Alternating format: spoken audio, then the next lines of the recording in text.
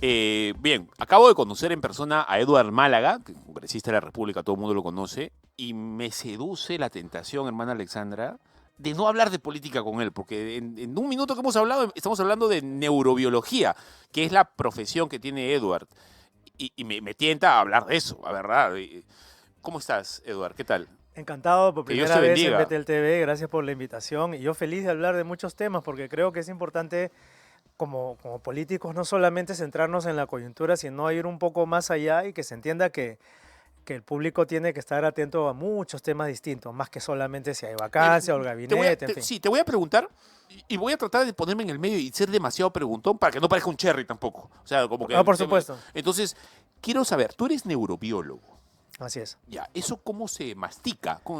¿Qué hace el neurobiólogo? ¿Cómo se gana la Ya vida? quizás para que el público entienda cómo llego ahí, yo me formé aquí en Lima, estudié en la Universidad Cayetano Heredia, estudié biología, también medicina, y luego me fui a hacer un doctorado en inmunología y microbiología. Inmunología. Sí, a la Universidad de Miami, a la Escuela de Medicina, y de ahí salté al Instituto Max Planck en Alemania para biología, Wow. estudiar la genética del sistema inmune.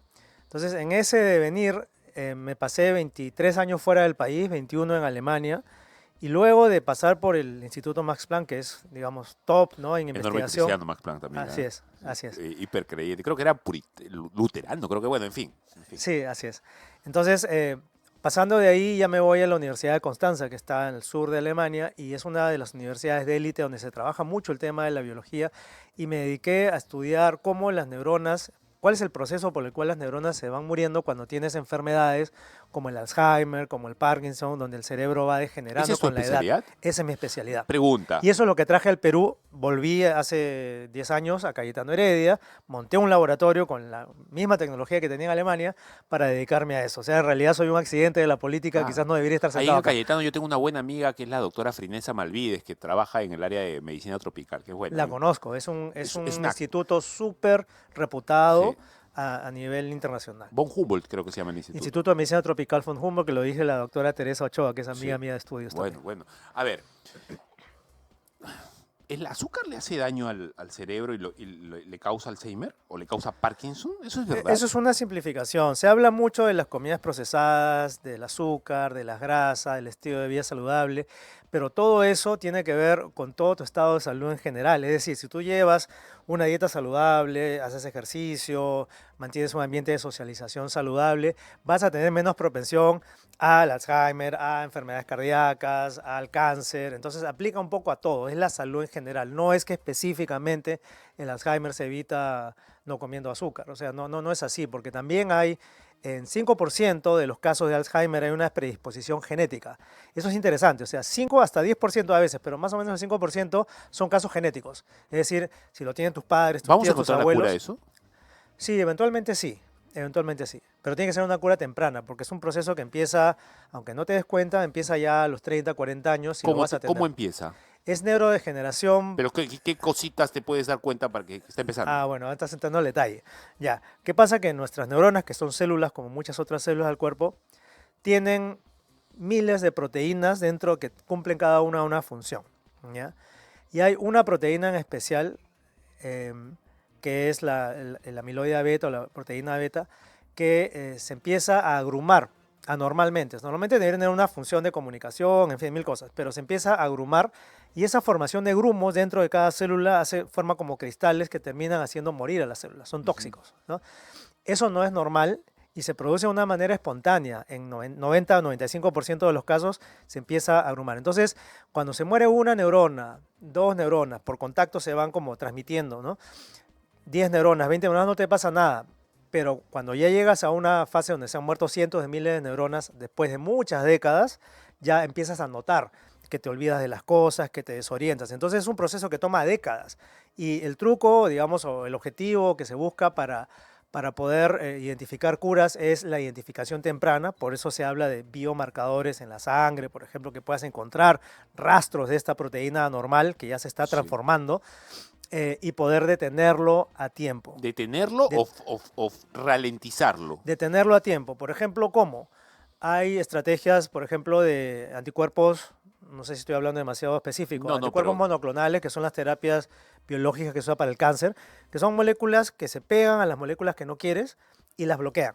Entonces, en este caso, si tú puedes, en teoría, identificar a los 40 años que se están empezando a formar estas proteínas negativas en tu cerebro, tú puedes enviarle estas moléculas tipo anticuerpo que se peguen y las bloqueen para que ya no se agrumen más. Eduardo, ¿y qué cosas haces en el Congreso soportando los bemoles del Parlamento peruano? ¿Cómo así decidiste hacer política con el conocimiento? Vienes de la Universidad de Constanza, que es tradición reformada. Me encantaría conversar contigo sobre las implicancias de la reforma ahí en el tema del método científico y todo lo demás. El concilio de Constanza, sí, ¿no? Claro, la historia, claro. Pero ¿cómo así? ¿Cómo así haciendo política? Para lo que a muchos sería meter la mano en el lodo, digamos. Yo creo que es el amor por mi país, el sentido de responsabilidad, un poco la edad. Yo he entrado en política a los 50 y algo años y creo que a todos en la vida nos llega un momento de un llamado de deber cívico. Mira, yo me he dedicado más de 30 años a mi carrera, nunca he tenido una participación política, nunca he militado en un partido, nunca me he declarado en ninguna ideología porque no era de mi interés hacer eso. Mi pasión está en la ciencia y un poco en la música también. Y eso hubiera sido el derrotero, sino que la pandemia, como tú sabes, trastocó la vida de muchas personas. Y yo sentí ese llamado en ese momento, porque acuérdate, segunda ola, la gente se estaba muriendo, la economía estaba por los suelos, no teníamos siquiera certeza de que en unos meses íbamos a estar vivos a poder trabajar. La desesperanza que había, ¿no? Claro, ahora ya nos olvidamos, nos parece todo tan sencillo, pero en ese momento, sin vacunas, era imposible. Entonces, yo había... Cuando llega la pandemia, yo digo, yo tengo en el Cayetano Heredia un laboratorio de biología molecular, de genética, y para nosotros hacer una prueba diagnóstica molecular era sencillo, era como para un chef pedirle pues que te haga un arroz con huevo, ¿no? O sea, en realidad es sencillo, no es tan complicado. Y me pareció increíble que el gran cuello de botella en la pandemia sea al principio las pruebas moleculares y que el Perú, con el gobierno de Vizcarra y el señor Zamora, estuviesen comprando pruebas que no eran las pruebas correctas y que mataron a mucha gente, me parecía pues un crimen tremendo. Entonces me involucré como ciudadano, Fabricio. Como ciudadano dije, yo como científico tengo que aportarle algo a mi país y voy a diseñar una prueba molecular que el Estado debe tomar y producir gratis. No pido licencia ni patente. Esa fue mi contribución. Lo hicimos y el Estado no lo tomó. Perdóname por la pregunta que te voy a hacer. Postulaste con el Partido Morado. Tú sabes que los cristianos tenemos una pequeña animadversión con los buenos amigos del Partido Morado, básicamente por el asunto del género. Me parece bien. ¿Cómo lidiaste ese asunto ahí adentro? Ya, ahora vamos al pragmatismo. Entonces, yo llego a esa situación, digamos, me enfrento al gobierno de Vizcarra y me echan el ojo porque ahí nomás a la vuelta estaban las elecciones. Entonces me convocan, básicamente me contactan de varios partidos, algunos de ellos como el partido de Forsyth, los Morados, hubo también allegados de Fuerza Popular que me dijeron deberías ir con ellos. Entonces yo me vi en la situación de que, acuérdate que el lema era que la ciencia debe dictar lo que hacemos en salud pública, no la opinión simplemente, sino que tiene que tener un sustento. Entonces yo les expliqué a todos los grupos que se acercaron a mí qué es lo que yo quería. Yo quería ayudar a que el Perú tuviera una estrategia basada en conocimiento rápido para poder afrontar esto. Y el único que entendió esto fue Julio Guzmán.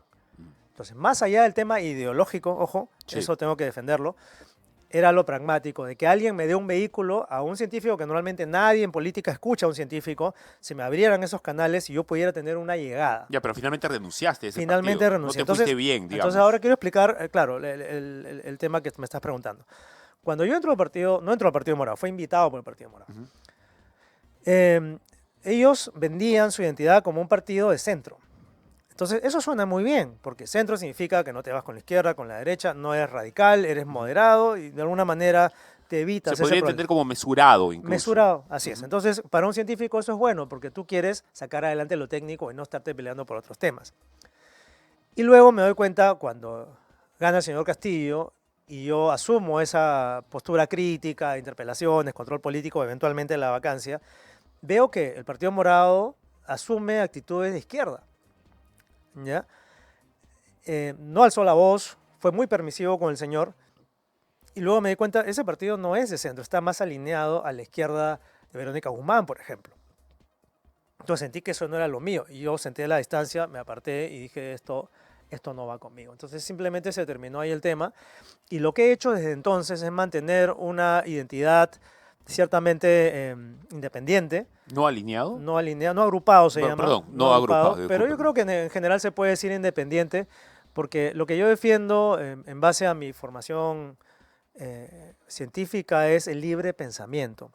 Significa que si tú eres una persona con los principios, la ética, la moral y la trayectoria, deberías tener la capacidad de buscar el bien común, de no comprarte a ciegas una u otra agenda, sino de tratar de mantener un panorama más amplio, porque si estás en política es para servir a todos, no solamente a los que piensan A como ver, tú. tú eres un científico. ¿Cómo, y de verdad la pregunta es súper sincera, este, y no puedo dejarme de sentir aprecio por ti, por Pedro Suárez Vértiz, a quien yo sé que tú eres amigo y yo la he admirado mucho su música. Así que mi pregunta es sincera. ¿Cómo has visto el intríngulis de los baños trans en el Congreso? Desde tu cerebro de científico, ¿cómo lo has visto el asunto? Desapruebo, me pareció muy mal. O sea, yo entiendo que todos tienen derechos, eso hay que respetarlo. Todo ser humano debe ser respetado, pero también tiene que respetarse la estructura de una sociedad y las creencias y los valores. Entonces, si tú estás en una institución como el Congreso y digamos que llegas al punto de que efectivamente generas un evento para ver el tema de los trans, tienes que tomar previsiones. No puedes dejar expuesto un tema tan sensible como los baños a que haya ese choque entre personas que no están acostumbradas a ver esto y personas que van a probablemente significar una amenaza para quienes entren en esto. Estoy hablando del baño de mujeres. Entonces, este país, nos guste o no, es un país tradicional, conservador en muchos ámbitos, y eso tiene que respetarse, seas progresista o seas conservador. Entonces yo creo que si tu interés como representante de un grupo minoritario es sacar adelante ese evento, tendrías que haber tomado la provisión de haber avisado, haber separado un espacio, haber separado un baño especial, no lo sé, porque eso es otro tema, Sí, claro, es pero otra tener discusión una aparte. consideración hacia, o sea, yo no me imagino a mi madre, a mi hermana, a una pareja mía, en esa situación y no quisiera que estén en esa situación. Entonces, por lo tanto, la respuesta es bien clara. O sea, yo no apruebo cómo se hizo eso, me parece una falta de respeto, sin restarle el derecho a toda persona a su dignidad mínima. Pero yo creo que era importante en no mezclar las cosas. Te voy a hacer una última No sé pregunta. si te respondí. No, no, sí, está bien. Y me gustaría... Te voy a preguntar por las encuestas. Tú estás promoviendo que no se permitan encuestas hasta 24 horas antes de las elecciones. Te voy a preguntar por eso, pero me gustaría invitarte, ¿sabes para qué? No sé cuál es tu creencia, no sé si crees en Dios o no, sería genial saberlo, Ahora te cuento. pero más allá de eso, sería genial conversar contigo sobre esto, y sin llegar a ser muy técnico, estas fábricas milimétricamente ordenadas que parecen ser las células por dentro. A mí no me entra en la cabeza el tema de la evolución ahí cuando veo cómo funciona la célula por dentro, lo complicada y lo maravillosa que termina siendo adentro. Bueno, en fin, eso va a ser un tema genial, pero no vamos a Feliz tener de tiempo. abordarlo, ¿ah? Es muy interesante, Es muy porque interesante. es muy fácil decir, oye, esto es producto del azar. Quizá estoy equivocado y un científico me lo podría explicar. Pero dejémoslo eso para más Hay adelante. límites en ambas posturas, Sí, eso hay que y reconocerlo. hay que ser sensato, Así es. ¿correcto? Pero quiero conversar eso después. Explícame este proyecto tuyo que plantea permitir la publicación de encuestas hasta 24 horas antes de las elecciones, en medio de un momento en donde le han puesto al tío Vizcarra primero, no sé si está primero, y luego aparece otra encuesta que niega absolutamente lo que dijo la otra, y luego aparece otra que te da otro país. Ya, mira, Fabricio, antes, medio minuto, te quiero mencionar algo. O sea, a mí me llama la atención cómo muchos medios se han interesado por este proyecto de ley y sin embargo yo he soltado notas de prensa sobre otros dos proyectos de ley que me parecen fundamentales, como uno es la protección de niños y menores, adolescentes, a la adicción digital, Ok. y otro que es con el ingreso de organismos Perdón, eso es nota. genéticamente modificados para la seguridad alimentaria y otras cosas. Entonces, son proyectos que tienen mucho fondo y tienen que ver con la ciencia, ¿no? Con lo que yo puedo aportar. Y sin embargo, cuando hablo de la ley seca o de las encuestas, ahí como que el interés es obvio. Quizás es la dificultad de comunicar, eso lo reconozco. Pero también solamente quiero decirle a tu público que trabajamos en muchas otras cosas y que el hecho de tener un congresista con una carrera científica te aporta cosas que quizás otros no. Ahora, vamos a tu pregunta. El proyecto de ley que mencionas tiene dos componentes, dos artículos que se están cambiando en la ley. Uno es el tema de las encuestas y otro es el tema del consumo de alcohol, ¿ya? El tema de las encuestas tiene que ver con que hay una prohibición actualmente de una semana en la cual no se pueden difundir ni hacer públicos resultados de encuestas. Esto es un problema de libertades, finalmente, pienso yo, porque no le estás dando la libertad al elector de informarse adecuadamente de los cambios en las tendencias hasta el último momento. ¿Por qué? Tú estás aludiendo a una encuesta que tiene un error metodológico tremendo, que es incluir a inhabilitados. Obviamente eso va a sesgar, ¿no? Lo de Vizcarra, por ejemplo, el resultado. Pero bajo ciertos criterios técnicos mínimos, las encuestas son un canal válido y un canal que debería funcionar bien. ¿Qué prefieres? ¿Una encuesta de una encuestadora formal, conocida, con cierta trayectoria, o prefieres que te pasen el menú por WhatsApp? Que te digan el lomo saltado, el chaufa, ¿no es Sí, cierto? claro. Entonces, lo que ha pasado es que nos hemos acostumbrado a esa semana de veda en la cual estamos básicamente A oscuras. a oscuras y a merced de las falsas noticias. A oscuras con un megáfono acá que te dice cosas que tú no sabes si son ciertas. Así es. Entonces, si bien se dice que en el extranjero tú puedes acceder a los resultados, tampoco es que se publican abiertamente. Entonces eso se presta a manipulación. Quien ve las encuestas de resultado, no es el resultado del exterior, perdón, en el extranjero, no es la mayoría de los ciudadanos. La mayoría recurre al chat, al Facebook, al WhatsApp y no se entera realmente de los datos. Entonces, el primer aspecto tiene que ver con la libertad de tomar una decisión informada. Es decir, ¿qué pasa si yo apuesto por el candidato Fabricio, ¿no? Y le pongo todas mis balas a ese candidato, pero 2, 3 días antes me doy cuenta que no va a pasar la valla y que el peligro es que si él no gana, gane alguien que es muy negativo ¿Qué es para lo el que Perú? pasó la última vez? Exacto, entonces endoso mi voto a alguien en quien sí creo que puede representar en estas condiciones mi voto. Ese es el espíritu. Entonces cuando tú me preguntas, ya, pero le estamos dejando la cancha libre a las encuestadoras que pueden manipular las datas. Es una preocupación genuina, Fabricio, yo lo reconozco, y por eso en el articulado del proyecto está puesto que el Jurado Nacional de Elecciones tiene el deber y la obligación de verificar y supervisar los estándares mínimos técnicos del trabajo de las No en encuestadoras. esa última semana, sino me imagino durante toda la campaña. Ahora, a partir de ahora, claro que sí. Entonces, ese es el espíritu de mejorar las cosas y de tener una ¿Qué información más posibilidad seria. le ves a esta ley que salga promulgada? 50-50. No soy tan optimista porque sé que el tema requiere mucho debate y mucho convencimiento. Hay una resistencia natural en muchos de mis colegas congresistas, pero también quiero que se entienda que esto obedece a un reclamo ciudadano. Es decir, cuando hacemos semana de representación como ahora, que sales, hablas con gremios, con ciudadanos, te transmiten cosas, ¿no? Y te piden cosas. Y yo veo que mayoritariamente la gente con la que hablo en las calles me pide esto, me dice, oye, no puede ser que estemos a merced de unos cuantos que manipulan la información y queremos la información. Entonces digo, me parece justo, me parece razonable que lo hagamos de esa manera. Entonces yo creo que mientras pasa a comisión y si es que llega al pleno, el trabajo nuestro va a ser consensuar, explicar, debatir. Si quien me traiga un argumento en contra, como el que me acabas de plantear tú, pues deliberar y decidir, bueno, efectivamente no hay ley perfecta, pero puedes tratar de buscar el candado. Una vez más, libre pensamiento, el sentido común y el bien mayor, el bien general. Eduardo, no sé, eres congresista de la República, tienes un montón de cosas que hacer, pero sería genial tenerte en breve para conversar de varias cosas, para hablar de, ¿sabes qué? De esta complejidad irreductible en la naturaleza que a veces parece producto del diseño de alguien superior a nosotros, o este ajuste fino que tiene o que parece tener el universo, ¿verdad? Parece que está ajustado con fórmulas muy precisas, ¿no? Y muy arbitrarias Muy incluso. matemáticas, ¿no? Eh, Lo ves en la música, lo ves en... Claro. Sería genial poder conversar estas cosas contigo, porque entiendo que todo el día estás hablando de política y ya te va a haber aburrido también un poco. Sí, estoy harto de eso.